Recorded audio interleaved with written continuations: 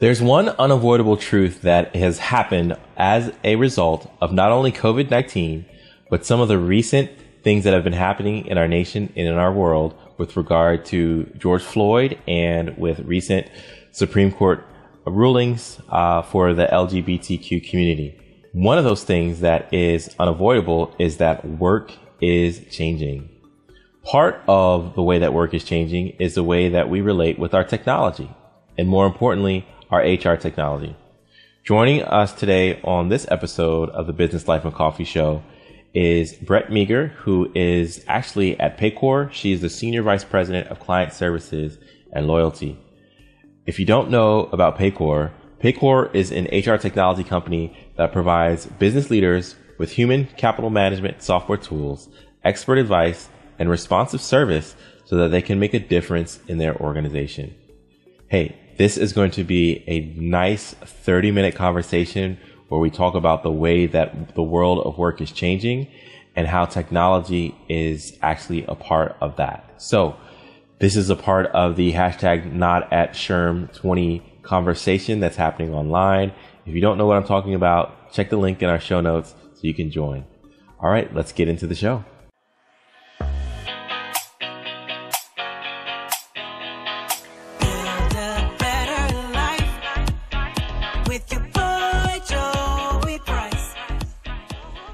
Hey everyone, welcome back to this episode. We are starting this coffee shop Q&A, and I want to have a very special conversation about the impact that COVID-19 has on business and more specifically HR tech. As one of the top 100 influencers on HR tech, according to HR Executive Magazine, you could imagine that this is a very close issue to my heart, my thoughts, and my day-to-day work. But believe it or not, it's going to impact your day-to-day work as well. And without further ado, I'd love to introduce my guest. Brett Meager is the Senior Vice President of Client Services and Loyalty at Paycor. And if you're listening to this podcast or radio, at the moment that it's released, we're currently in the midst of hashtag Missing SHRM20, which is a live event that's put on by Paycor. Check out the link in the show notes to register, participate, get content. But Brett, would you say hello to the audience? Well, hi, Joey. Thanks for having me so much. And hi, everybody out there. So excited to be with you today. Really looking forward to chatting over the next few minutes. Yeah, well, and Brett, I have to ask you too. So since we're not traveling to SHRM20, we don't have to use our check bags. What's a go-to that you typically take with you on an airplane? Go-to on an airplane. Okay, so I became a strong advocate for those packing cubes about 2 years ago, and now I would say that that's one of those don't leave home without it. I know for many people, it's like, either you're a person that makes your bed in the morning or you're not. Once you try the packing cubes, it's like the best thing for an OCD person. It's amazing. So that, and I would say, that I try to cram as much as I can into one bag so that I only have to keep up with that one thing in the airport and be that person that's, fighting for my space in the overhead bin. Yeah. What about you? For me, it's got to be my iPad. That's my go-to because I don't know what it is, but the chairs are getting smaller and smaller. And so I can't whip out the laptop anymore and put it on the tray table. So for me, if I'm on a flight from coast to coast, which I would have been coming from Baltimore to go to San Diego at conference, I've got to have something that can occupy me for 5 hours. That's right. That's right. I've started going a little bit more old school with books. So I've gone back to just a nice paper book. And there's something kind of novel about it. I don't know. I guess pun intended. There. So, yeah. I love it. I love it. You've got my sense of humor there. So for those who are listening, Brett, as I said, is Senior VP of Client Services and Loyalty. She leads Paycor support, service and success teams, and she's focused on developing and promoting customer engagement. What, if you could give a highlight of Paycor and for those who may not know what Paycor is and what services you offer, Tell us a little bit about Paycore, the brand. Absolutely. So, I've had a great opportunity. I joined Paycor about 6 months ago. Was familiar with the name before that, but I'm so excited now to be part of this great orange brand that we have, Paycor. So, where we play in this, we are an HR technology provider. We have a full suite solution that helps HR leaders do more and to lead their business well. And essentially what we have is a payroll offering as kind of at the core of the business that allows people to do the basic foundational components of what you need to do in HR and payroll.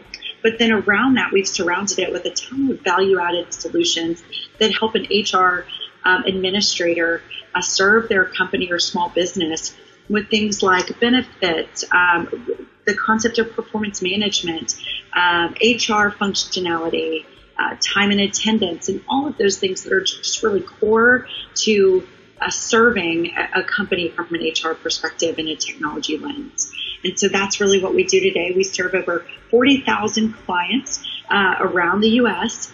We have 2,000 associates, and we're based in Cincinnati, Ohio. And it's just an awesome business where we get to work every day with companies, the heart of America, the small businesses that serve, one employee up to several thousand employees. And so we work with those folks day in and day out to make sure their people get paid well, to make sure that they are educated on their benefits, and to make sure that we support their business to help move America forward. It's a really fun thing to do. Awesome. I love it. There's so many HR tech brands out there, but I wanted to have this conversation with you specifically because we have a heart for the same population, which is the small business, the startup, the entrepreneur who wants to build and grow his team. Absolutely. And I also echo, it is the heartbeat of America.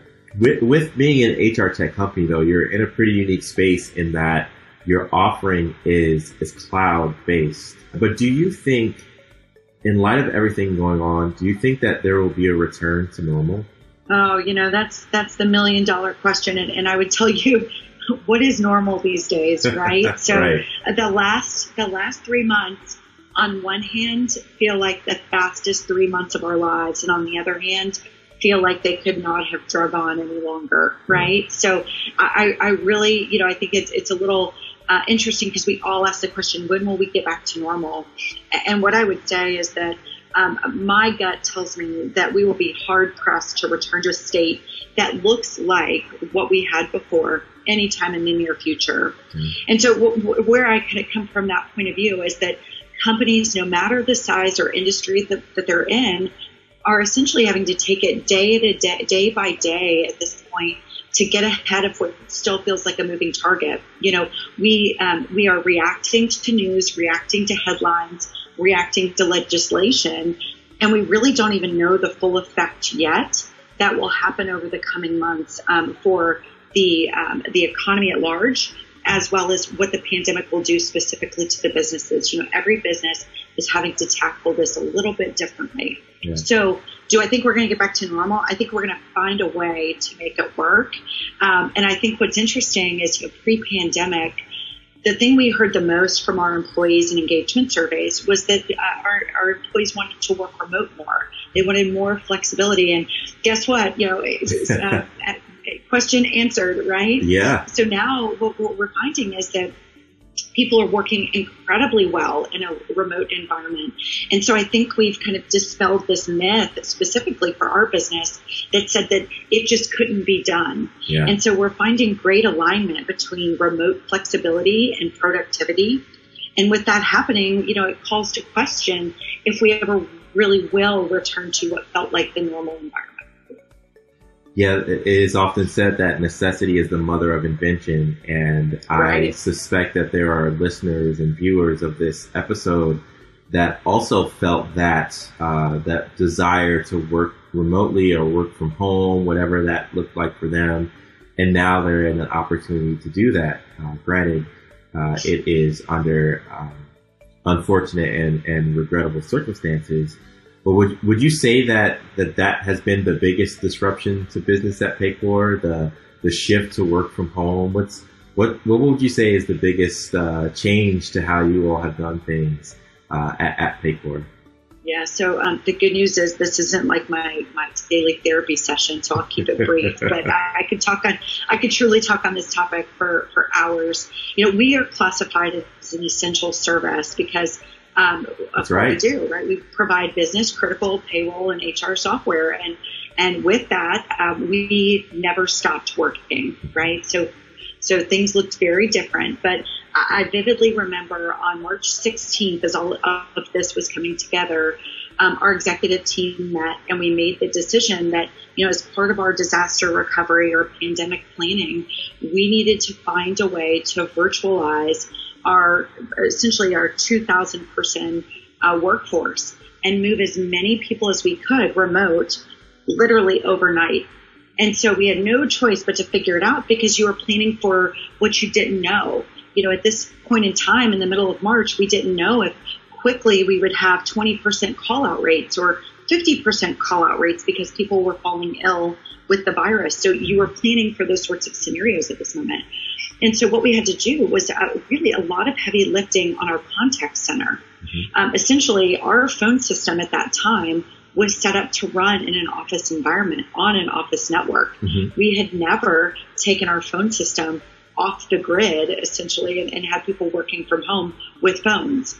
And so the day that kind of lives is like the last day I remember the date of was St. Patrick's Day, because we were half planning, okay, tomorrow's the big day, March 18th, we are pulling everybody to work remote from home with their existing phones, with their existing laptops, and trying to pull off something. And so we were planning for this. At the same time, we were kind of celebrating and serving our constituents and our associates green beer of all crazy things, right, for St. Patrick's Day. So it was a little bit of one of these playing the violin while Rome may be burning sort of moments where we're thinking, oh gosh, I hope we've planned well. And so we had no choice but to figure it out. But we were able to pull off 18 months of change management and take our entire service offering offline and function remotely to continue providing service for our customers. Yeah. In addition to that, we had to figure out, like, customers were receiving printed checks.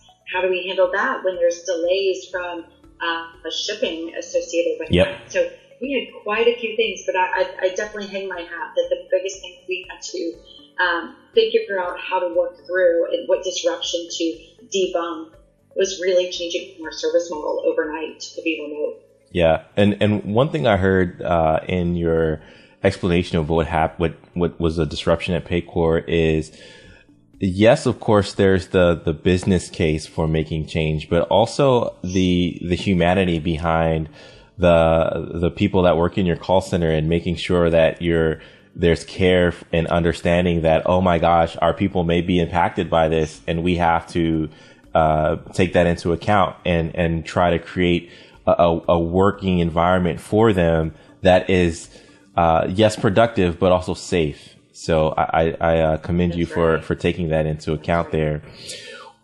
Joey, the one thing, this really is just kind of an addition to that statement, if I may.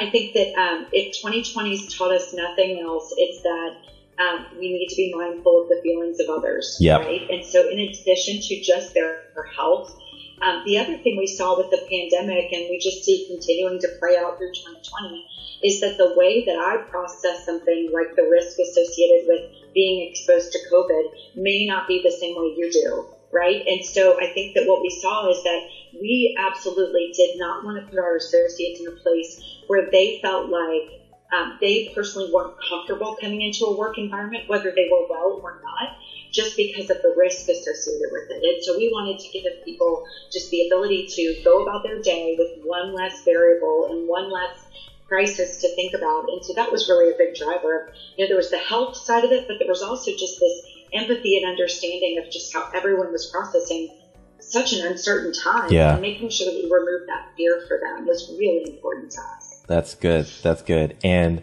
no doubt, in your role, with working as a main person at Paycor over client services and loyalty, it's likely that you are having conversations with not only Paycor staff, but even leaders of other organizations. What ways are businesses using your technology to keep things going, and how has there been wins by using Paycor versus maybe other alternatives that they could have been using? Yeah, absolutely. So we partner, as I said, with small businesses, from one employee all the way up the spectrum. And so what's interesting is they're all facing their own set of challenges. And so what we found is that now more than ever, when they contact us and need something, they need it promptly, they need a succinct answer, and they need help because they're also trying to navigate just an unstable economy in new uncharted areas. We have a significant volume of restaurant customers. And so to work with them over the months of March through May, really we saw that they were coming up with having to be very creative of how do I keep the lights on for my business, but also manage the needs of paying my associates. And so we've had to do some things to get very creative there to be a good partner for them. And one of the most interesting ones is we had a spirits distributor, a liquor distributor, who is now producing hand sanitizer and wipes. That's now part of their core business. And so, we saw that everyone is having to pivot through this. One of the things that we saw, hands down, as a game changer was just some of the initiatives from the government assistance of like the PPP, the CARES Act, and Families First. Definitely, they were looking for knowledge on how to leverage these to, one, keep their workforce safe, two, stay compliant, and three, figure out how to take advantage of some of this government funding or some of the things that were available to them as a business owner. And so what we did as a business, I'm very proud of our marketing teams for some of the knowledge and white papers that we were putting out as the early days of COVID-19, so that we could provide thought leadership. Yeah. And I think that's one of the biggest difference makers. We moved incredibly quickly to build out dashboarding within our analytics platform so that we had a PPP dashboard that became available for our customers to track qualifying expenses. And we wanted them to know that not only was our product going to evolve very rapidly to help them, but also we were there as a thought leader and a consultant for them about what is a very difficult time. And when you're dealing with small businesses, people wear a lot of different hats. And it's not every small business owner that is a legislation guru, right? I know I'm not. We want to make sure that we were right. I know that's like the last thing most small business operators want to keep up with, but it's the necessary part. And so we did a lot of great work, and I'm very proud of the work that the marketing team did on our portal and sharing that sort of knowledge.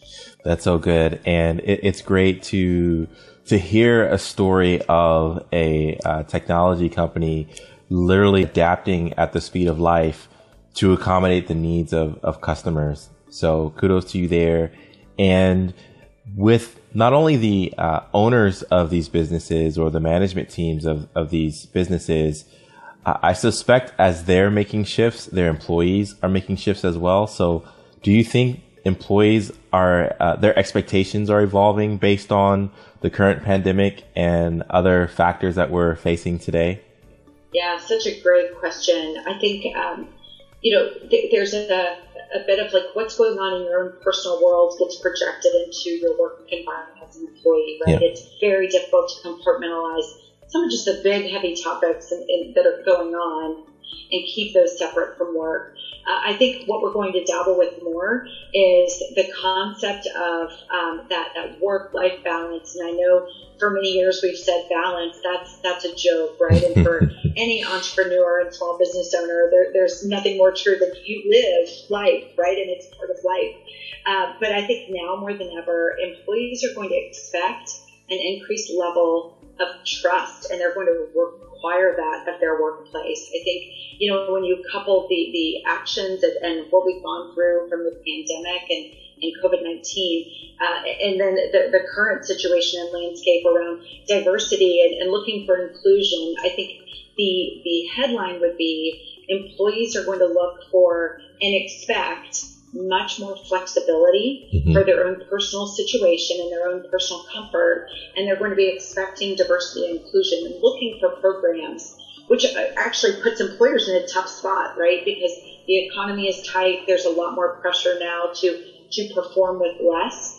And employees are going to be looking for ways. And so that's where I think HR tech can really step in and help provide some of those things in an automated and seamless way through technology to make the lives of the small business owner or the HR professional easier to meet all of those needs in collective nature.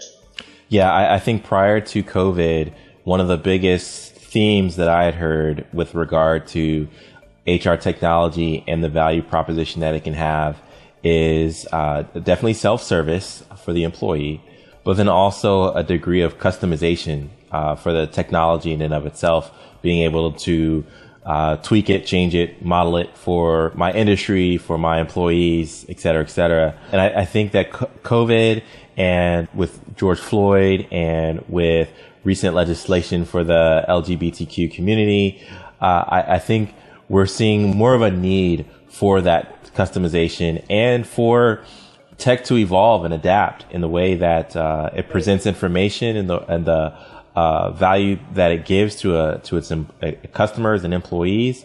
So how can HR tech adapt to these changes? What are, I guess, from a marketing perspective for sure, but I think that's surface level, right? Like the message is important, but what can HR tech do underneath the hood to adopt and adapt to these new changes?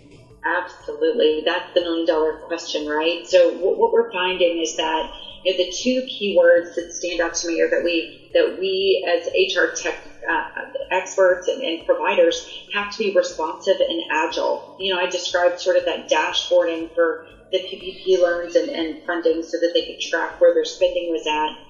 Essentially, that's the headline that we're looking for as we think about the changing needs, because the rate of change and the pace is so extremely fast these days that, we're really transitioning from the power of HR technology has always been that employers, we provide them with the insights to pay and to hire and manage and train their employees and give them insights into some of their costs and productivity, is really moving into the fact that the line has been blurred into more cultural topics of the day.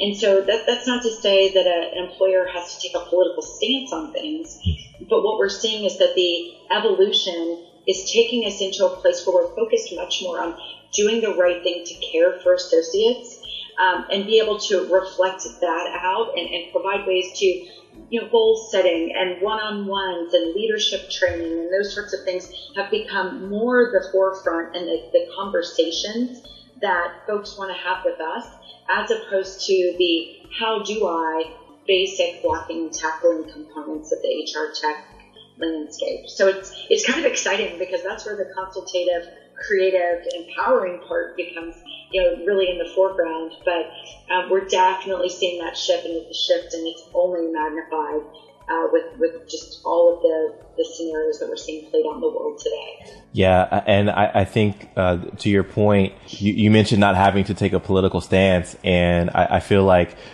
without getting on a soapbox, and I won't go down a rabbit trail, but we've politicized human rights issues, which is a story for another time. But I think there's a listener that is a part of this conversation, and they're just not sure how they can make a difference at work. I would argue that there's almost a left brain and a right brain approach to participating in this evolving conversation, right? On one side of it, there is the data and being very analytical and understanding what needs to be done with some of the things that we have that are systemic in our organizations and our processes. And then on the other side, there's the empathy and the soft skills that can be learned and improved and grown. But within the Paycor product, it sounds like you guys are already on the forefront of even assisting with both sides of that, right? So with diversity-focused dashboards in the Paycor analytics, and interview scorecards, which allows everyone to have a sense of clearly identifying skills and abilities of a candidate, and the newly includes. So that would be like the left brain stuff, right? The data analytics. But then on the right brain, you've got the diversity and inclusion resource page, where folks can come and learn more about ways that they can they can be a part of the right side of, not only the right side of history, but on the right side of improving employee experience at work? You know, it's interesting, Joe, the way you describe the left brain, right brain. I think that that's a really great way to sum it up, because one of the things we're actually doing is trying to merge together that left brain and right brain with a tool that or a product that we're launching in July called Paycor surveys. And essentially what it is it's a tool to help with the sentimental analysis of our workforce. It starts with that very empathetic and that feeling side of things to say, here's some questions, here's how our employees feel on a specific topic. But then it arms the HR team or the business owner with the right information to make sure that they are informed and quantitatively ready to go to kind of navigate their gut, if you will. If nothing else, it's a very cool way for us to, with all the things we're facing in the world, help leaders keep a pulse on their business and move positive change forward. At the same time, really responding to and being able to give associates back what they're hearing. You know, there's nothing more powerful than to say back to your team, we hear you, here's what you said, here's what you've asked for, and we're responding. And I think that really bridges that left and right brain in a nice, almost productized way that allows for people to, have empathy, but have the quantitative side and the analysis to back it up, which is really exciting. Yeah, no, that's very exciting. And I can't wait for that to launch after conference, hashtag not at SHRM 20. If you could look into your crystal ball, and Brett, this has been a great interview. I've enjoyed speaking with you. Thank you. Next time we're at a real conference, we've got to get coffee or something and connect. But if you could look into your crystal ball a few years out, what would you say HR Tech's role will be in helping businesses navigate change and deliver value over the next 5 to 10 years? Yeah, I really am still looking for that crystal ball, by the way, because I think we all want it these days. I think instead somewhere, I think I've got a magic 8-ball, and I don't think that that's working exactly the same. So here's, my 2 cents on that. I think that today, I mentioned a second ago, HR technology has essentially been founded in the world of blocking and tackling HR administrative areas, your payroll, time, benefits, that lift that has to happen from an administration perspective to run a business of any size. Tomorrow, I think we'll see it'll look a lot different and really focused on the advancements that help our leaders impact employee engagement and the employee experience. We have a product called Pulse, and I think that that's a great example of one of those areas where we're starting to see the shift in the conversation about what HR technologists and administrators want to talk about. It's really to say that it's the leader has to keep a pulse on employee sentiment and promote a learning and career development path and really put themselves to answer the question, what's in it for me, that an employee might be asking them. With virtualization and things like that, associates have more options. They have higher expectations. Things that used to be a nice to have are now the table stakes. And so I think that, really having a hyper focus on empowering leaders to create a workspace that empowers and solves the toughest challenges culturally, from a productivity perspective, and just really taking it to the next level of personalizing HR and being an employee with the company is really where we're going to go. Well, I am buckled in and ready for the ride, and I can't wait to see what. We need 2 seatbelts for that. 2 seatbelts and a face mask, probably. That's right, exactly. All right, well, Brett, it's been a pleasure to have you on. Brett Meager, Senior Vice President of Client Service and Loyalty at Paycor. I am going to get my coffee for the afternoon. What are you going to do with the rest of your day? That is a great next step. I think that's about where I'm at as well. This with summertime, the kids are home. And so the nice thing about this whole virtual world is I'm a bit of a gypsy around my house these days. And so after this, I get to go do a little bit of work, I think probably from my kitchen table and hang out with my kids for a little bit. So it's kind of nice, there's some upsides of pandemic, I suppose. Yes. When you think about things like that. So oh, yes. It's a good day to have a good day, right? Definitely. And a good day to be with family for sure. Brett, I've enjoyed having you. I really appreciate Paycor for helping make this episode possible. And for those of you that are tuning as a part of #NotAtSherm20, great. And if you're not, click the link in the show notes so that you can be a part of the conversation. See you, Brett. That's right. Thank you. Bye. Bye-bye.